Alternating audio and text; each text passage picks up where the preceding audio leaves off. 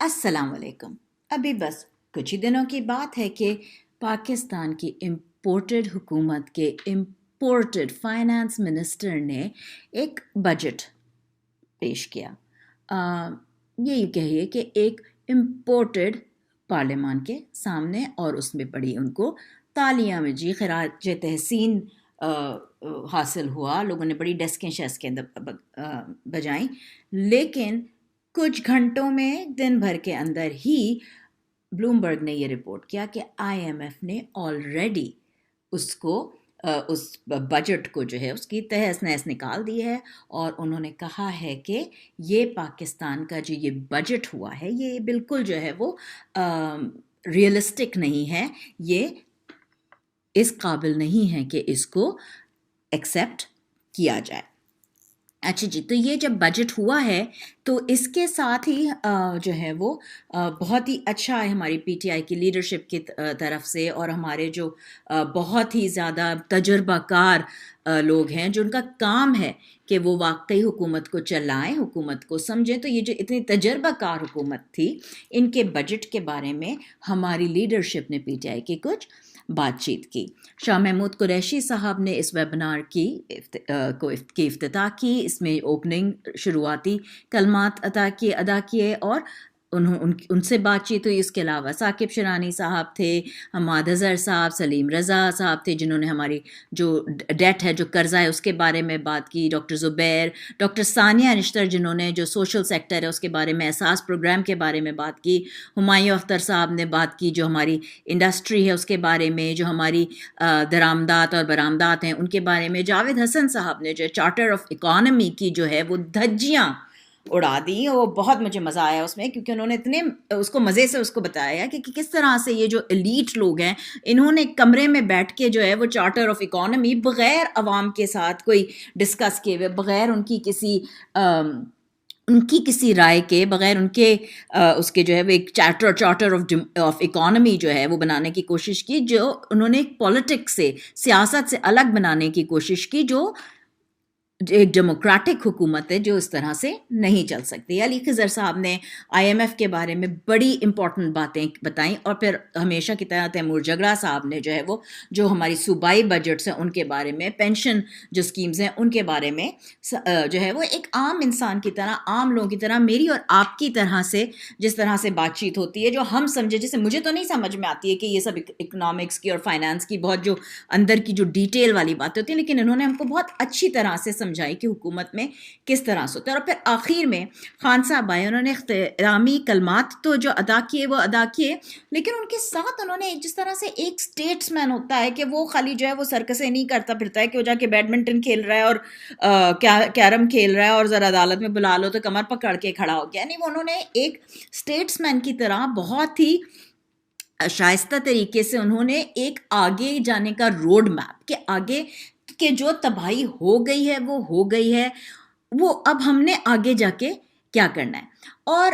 انہوں نے جو اپنی باتیں شروع کی نا، جو انہوں نے وہ بہت ہی بہترین طریقے سے، it was the best of time and it was the worst of times, Charles Dicken کی کلمات سے شروع کی. اور انہوں نے جو ورسٹ آف ٹائم، جو ہمارے جو برے وقت ہیں وہ تو جو ہیں جن کے بارے میں ساروں نے بات کی وہ کی، لیکن آگے کس طرح سے اس تاریکی سے نکل کے اور ہم کس طرح سے ہم آگے جا کے اپنا راستہ روشن کر سکتے ہیں. تو ثاقب شرانی صاحب نے جو بات کی نا، انہوں نے بہت ہی تفصیل سے، ایک تو سب سے پہلے انہوں نے بتایا کہ جو معیشت جو جس طرح سے گرو ہوتی ہے، جس طرح سے جو جی ڈی پی ہوتا ہے، جس طرح سے ہماری ملک میں سمجھیں جو ہے وہ ترقی کرتی ہے معیشت، وہ اس کی سطح جو ہے وہ سب سے زیادہ لوئسٹ ہے ہمارے ملک کی تاریخ میں. اس دفعہ کی جو 3 بڑے انہوں نے امپورٹنٹ بتائے نا معاشی ترقی کے بعد، ترقی کے بجائے جو بدحالی ہوئی ہے خوشحالی کے بجائے، اس میں 31 ملین لوگ جو ہیں وہ غربت کی لکیر کے نیچے آ گئے. مطلب سمجھے کہ جو درمیانی کلاس ہوتی ہے، جو ایک درمیانی کلاس جو کہ ایک ملک چلاتی ہے، وہ ختم ہو رہی ہے. کیونکہ یا تو وہ ایلیٹ ہیں جن کو پرواہی کوئی نہیں ہے کہ جی ان کا سب سے بڑا مسئلہ یہ ہے کہ جی ان کے بزنس کلاس کے ٹکٹ کتنے مہنگے ہو گئے ہوں گے اور وہ کہاں سے پیسہ کھینچ لیں، یا وہ بالکل بیچارے غریب ہوتے ہیں جن کے پاس روٹی مطلب ابھی ایک صبح میں روٹی کھائی ہے تو رات کا پتہ نہیں والی. لیکن جو بیچ میں جو درمیانہ طبقہ ہوتا ہے نا وہ ایک ملک کو چلا رہا ہوتا ہے، اور وہ درمیانہ طبقہ بہت تیزی سے ختم ہو رہا ہے، کیونکہ 31 ملین لوگ جب آپ کی غربت کی لکیر کے نیچے آ جائیں تو کہیں نہ کہیں آپ کی حکومت جو ہے وہ فیل ضرور ہو گئی ہے. اس کے علاوہ انہوں نے بڑی اچھی بات یہ کی کہ یہ پولی کرائسس ہے، مطلب ہمارے پاس ایک مسئلہ نہیں ہے، ہمارے پاس ایک گروہ ہے پورا مسئلوں کا، جس میں بالکل معیشت تو ہے لیکن اس کے ساتھ ساتھ جو موسمیات ہیں، جو ہمارے کلائمیٹ ہے وہ ہے، ہمارا جو لا اینڈ آرڈر ہے، جو ہمارا جوڈیشل سسٹم فیل ہو رہا ہے وہ ہے، کہ ظاہر ہے کہ کسی طرح کی کوئی استقامت کوئی ہے ہی نہیں، کوئی سٹیبلٹی ہی نہیں ہے. اور سب سے زیادہ جو تکلیف دہ بات ہے وہ یہ کہ پاکستان کی تاریخ میں سب سے زیادہ بلند جو ہماری شرح ہے وہ ترقی کی نہیں بلکہ مہنگائی کی ہے. اچھا جی، حماد اثر صاحب نے بہت باتیں اچھی بتائیں. انہوں نے یہ کہا سب سے بڑی امپورٹنٹ بات یہ کہ جو اس وقت جو تکلیف ہے، جو کرائسس ہے،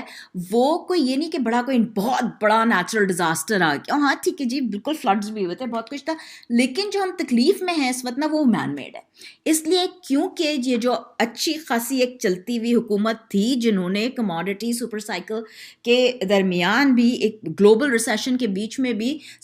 جو ہے وہ ایک اچھی سطح پہ ترقی کرتے ہوئے اس پہ ایک ملک کی اکانومی کو کر رہی تھی، وہ اکانومی ترقی اس کو ہٹا کے اور جو وہ بس جی رجیم چینج آپریشن کرا، کیونکہ وہ چھوڑیں بس اس میں نہیں جاتے ابھی.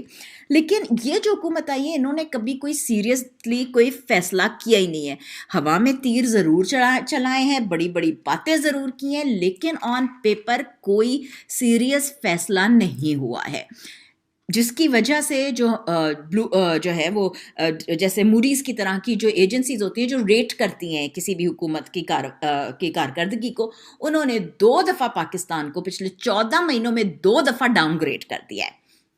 ہماری ایکسپورٹ، ہماری جو درآمدات اور برآمدات ہیں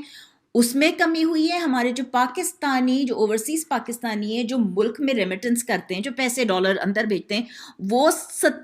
7 بلین ڈالر جو ہے وہ پچھلے 14 مہینوں میں 7 بلین ڈالر کم ہوئے ہیں. اور روپیہ جو ہے وہ ڈی ویلیو کے جو ہے وہ 50%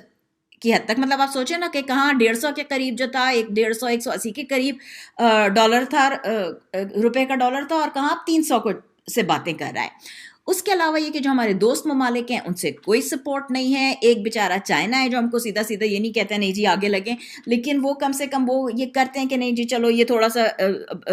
تھوڑے دن بعد دے دینا، یہ ابھی نہیں دے دینا، یہ چلو ہم آگے تم کو بڑھا دیتے. لیکن وہ بھی اب سب ڈیو ہو رہے ہیں، کیونکہ کب تک کوئی چھوڑے گا آپ کو. تو ٹیکنیکلی اگر دیکھا جائے تو ہمارا ملک کا دیوالیہ ہو چکا ہے. اچھا جی، شاہ محمود قریشی نے اوپننگ ایڈریس کیا تھا، اور انہوں نے جو ہے وہ سب سے جو ایک امپورٹنٹ بات کی ہے نا وہ یہ کہ یہ بجٹ جو تھا یہ ریئلسٹک تھا ہی نہیں،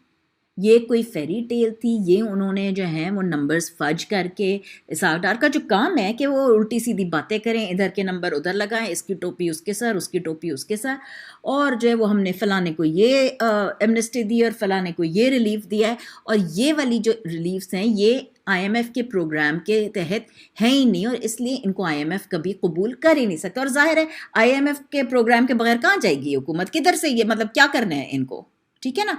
انہوں نے اس ملک کو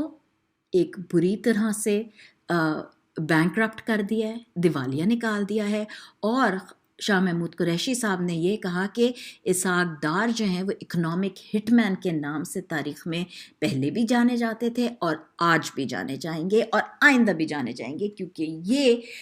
کوئی بھی جو ہے انہوں نے کبھی آج تک جو ہے ملک کے لیے کبھی بھی کوئی بھی بجٹ ایسا نہیں دیا ہے جس میں کوئی کی باتیں سنی اور پھر اپنا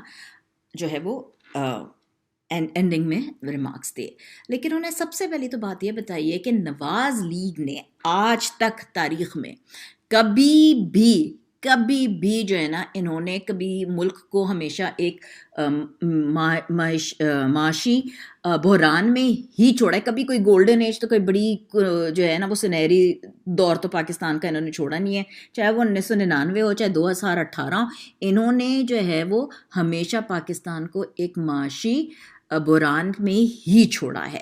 اور کسی بھی ملک کی معیشت اس وقت تک سٹیبل ہو ہی نہیں سکتی ہے جب تک کہ وہاں پہ سیاسی سالمیت نہ ہو, سیاسی استحکام نہ ہو. اور ایک یہ اس طرح کی جو گھس بیٹھی حکومت ہے جس کے پاس عوام کا مینڈیٹ ہی نہیں ہے, ایک ویک سی ہے کہ ادھر سے لوٹا خرید کے ادھر سے خرید کے جو انہوں نے حکومت بنا لی ہے, تو وہ تو ظاہر ہے کہ کوئی مشکل فیصلے نہیں لے سکتی ہے. اور سب سے بڑی بات یہ کہ کوئی رول آف لا ہی نہیں ہے, کوئی اکاؤنٹیبلٹی نہیں ہے, جس کی جو مرضی کرتا رہے. کورٹ بیچارے کچھ کہتے رہیں, نہ کورٹ کی کسی نے بات کرنی ہے. بڑا چور جو ہے وہ کچھ بھی کر کے نکل جائے, چھوٹے چور کو آپ پکڑ کے بند کر دیں, اس پہ ظلم کریں. تو یہ تو حال ہے. پاکستان کی تاریخ میں علاوہ جو اس وقت کا مشرقی پاکستان تھا, آج کا بنگلہ دیش میں جو مجیب الرحمان کی پارٹی تھی, اس کے علاوہ پاکستان کی تاریخ میں پورے پاکستان میں سمجھیں کہ آپ اوپر سرحد اور کشمیر سے لے کے نیچے سندھ میں اور مکران کو تک لے جانے میں پی ٹی آئی کے علاوہ اس سے زیادہ مقبول کوئی پارٹی کبھی رہی ہی نہیں ہے, سیاسی پارٹی.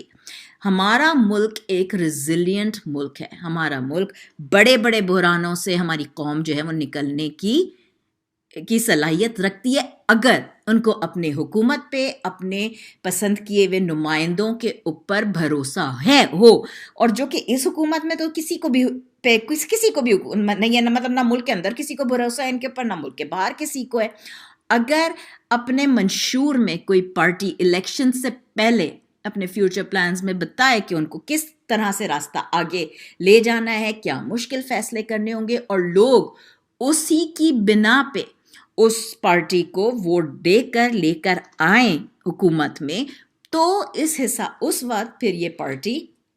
جو ہے وہ حکومت مشکل فیصلے کر سکتی ہے. خان صاحب نے پھر بتایا کہ ہم آگے کس طرح جا کے اپنی معیشت کو ٹھیک کر سکتے ہیں, اور سب سے زیادہ جو ضروری چیز ہے ہماری معیشت کو ٹھیک کرنے, وہ یہ ہے کہ ہم کو پاکستان کے اندر ڈالر لانے ہیں.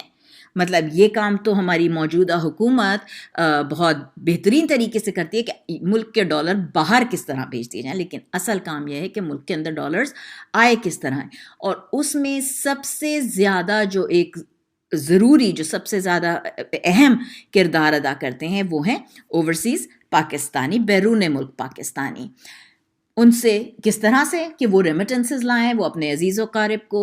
پیسے بھیجیں صحیح پراپر چینلز کے راستے. یہ نہیں کہ حوالہ ہنڈی اور اس طرح سے نہیں, لیکن باقاعدہ بینکنگ کے پراپر چینلز سے پیسے لائیں, انویسٹ کریں, ملک میں فیکٹریاں لگائیں, ملک کے اندر پراپرٹی کے اندر انویسٹمنٹ کریں. تو ظاہر ہے ان کو پھر پتہ نہیں چاہیے کہ قبضہ مافیا کوئی نہیں ہوئے گی, روز روز کی بجلی پانی کا مسئلہ نہیں کھڑا ہو جائے گا, کوئی بھتہ لینے نہیں روز کھڑا ہو جائے گا. تو وہ ساری پھر جو سیکیورٹی ہے وہ فراہم کرنا جو ہے وہ حکومت کا کام ہے. یہ ریڈ ٹیپ کو کٹ کرنا کہ وہ جو بابو بیٹھے ہوئے ہیں, اس کو پیسے کھلاؤ, اس کو رشوت کھلاؤ, اس کی فائل اوپر کرو, اس کو نہیں. تو وہ ان کے لیے ان تمام چیزوں میں, چاہے وہ ریمیٹنسز لانے کے اندر ہو, چاہے وہ انویسٹمنٹ لانے ہو, ایک آسانی پیدا کرنی ہے کہ سٹیپ بائی سٹیپ کس طرح سے لوگ اس میں آپ کے ملک کے اندر انویسٹ کر سکیں. حکومت بہت بڑی ہو, بڑی سی کابینہ ہو جیسے کہ ابھی ہے, اور یہ کیبنٹ ماشاءاللہ اتنے بڑے سارے لوگ جو ہیں وہ سارے چارٹرڈ پلینز میں کر کے باہر جاتے ہیں, دورے لگاتے ہیں, عمرے کرتے ہیں. مطلب یہاں پہ پی ٹی آئی والوں کو حج تو کرنے نہیں دیے جا رہا, لیکن ہے نا, تو وہ ساری عیاشیاں بند کرنی پڑیں گی. حکومت چھوٹی ہوگی, اور جو منسٹریاں ہوں گی وہ بالکل فوکسڈ ہوں گے, جیسے وہ چھوٹی اور درمیانی انڈسٹریاں ہوتی ہیں وہ ہوں. آگے کی پلاننگ کری جائے کہ کس طرح سے گروتھ ہوگی, کس طرح سے کیا کارخانہ لگے گا, کیا ہوگا. اس میں وہ منسٹریاں ان لوگوں کو سہولت کاری, جو لوگ انویسٹمنٹس لے کے آ رہے ہیں, کارخانے لگا رہے ہیں, ان کو کس طرح کی سہولت کاری دی جائے. ظاہر ہے کہ ڈیم پہلے بھی بنانے شروع کیے تھے پی ٹی آئی کی حکومت میں, اور مزید ابھی بھی بناتے رہیں, کیونکہ جو ہے وہ وہ مزید بنائیں گے تاکہ بجلی کا پانی کا بحران نہ ہو. اور نہ بجلی پانی کا بحران نہیں ہوگا تو ظاہر ہے کہ انڈسٹری کارخانے بہتر چل سکیں گے, لوگوں کی کوالٹی آف لائف بھی بہتر ہوئے گی. ثانیہ نشتر صاحبہ نے بھی بات کی احساس پروگرام کے بارے میں, ہیلتھ کارڈ کے بارے میں. جب ہمارے مزدور کے پاس, جو کہ بڑے بڑے ملکوں میں نہیں ہے, امریکہ میں یہاں نہیں ہے ہمارے پاس یونیورسل ہیلتھ انشورنس ہو, فلاحی ریاست بنے جو اپنے لوگوں کا خیال رکھے, اپنے مزدور کا خیال رکھے گی, تو مزدور کام کرے گا, محنت کرے گا, اور اس طرح سے ظاہر ہے کہ ملک ترقی کرے گا. دوز دھمکی سے نہیں کام ہوتے ہیں, لوگوں کو اپنے ملک کے غربا کا خیال رکھا جائے, ان کو اوپر لایا جائے, بجائے اس کے کہ نا جی ہم عیاشی کر لیں, وہ جائیں بھاڑ میں, پاورٹی کی لائن کے نیچے جائیں, ہم کو کیا. اس کے بجائے ہم کو اپنے مزدور بھائیوں کے, اپنے اس طبقے کی جو محنت کرتا ہے, ان کے پاس اس انصاف کارڈ کے حساب سے ان کی ہم صحت کی, ان کے راشن کی, ان کی خیال کر سکیں. سیاحت کے بارے میں خان صاحب نے پہلے بھی اپنی حکومت میں بہت سٹریس کیا ہے, اور ابھی بھی انہوں نے یہ کہا ہے کہ ہمارے ملک میں سمندری ساحل ہیں, ہمارے ملک میں ریگستان, ہمارے ملک میں پہاڑ, برف, 4 موسم ہے ماشاءاللہ, اسکینگ کے بہت بڑے دنیا کے انٹرنیشنل کلاس کے ریزورٹس بن سکتے ہیں. تو سیاحت چاہے وہ اندرون ملک ہو یا بیرون ملک سے, جب ظاہر ہے جب سیکیورٹی کی, اسٹیبلٹی کی, ہر طرح کی سہولتیں ہوں گی, باہر سے لوگ آئیں گے, اپنا پیسہ لگائیں گے, تو یہ سیاحت سے بھی ملک کے اندر ڈالرز آ سکتے ہیں. اور خان صاحب نے یہ شروع کیا تھا. اب ظاہر ہے کہ یہ ایک الگ پوری پریزنٹیشن ہوئے گی جس کے بارے میں آپ الگ سے بات کر سکتے ہیں ہم, لیکن یہ تو ہم کو پتہ ہی کہ کس طرح سے خیبر پختونخوا میں, گلگت بلتستان میں جو ہے وہ فرام ٹیررزم ٹو ٹورزم ہم گئے تھے, اور اب دوبارہ سے ایک دفعہ سیاحت سے دہشت گردی کی طرف دوبارہ آ گئے, تو ہم کو دوبارہ سیاحت کی طرف جانا ہوگا. خان صاحب نے یہ دوبارہ یاد دلایا کہ ہمارا ملک میں جو ہے وہ معدنیات ہیں کے ذخیرے ہیں, اور ہمارے ملک میں مائننگ کر کے نیچرل گیس سے, معدنیات کو نکالنے سے اور ان کو ڈیولپ کرنے سے ہمارا ملک بہت ترقی کر سکتا ہے. لیکن آخر میں جو 100 باتوں کی ایک بات خان صاحب نے کہی, وہ یہی کہ ہم کو out of the box thinking سوچنی پڑے گی, اپنی جو ہے ذرا اپنے آپ کو ماڈرن ریکوائرمنٹ لانی پڑیں گی, ہم کو یہ جو سارے مافیا بیٹھے منسٹریوں میں ان سے نکالنا, تو ایک بہت ہی بڑی سویپنگ ریفارمز کرنے پڑیں گے. اور کوئی بھی کمزور گھس بیٹھی حکومت اس طرح کے ریفارم کر ہی نہیں سکتی ہے. ایک ایسی حکومت جس کے پاس عوام کا مینڈیٹ ہو, جس کو عوام لے کر آئے, اور پیچھے اس حکومت کے تن کے عوام, کیونکہ کسی بھی ملک میں جب تک حکومت کے پیچھے عوام نہ کھڑی ہو وہ حکومت نہیں چل سکتی ہے. اور چاروں صوبوں کو ملانے والا اور اس کی عوام کو ملانے والا صرف ایک شخص ہے, عمران خان. عمران خان زندہ باد, پاکستان پائندہ باد.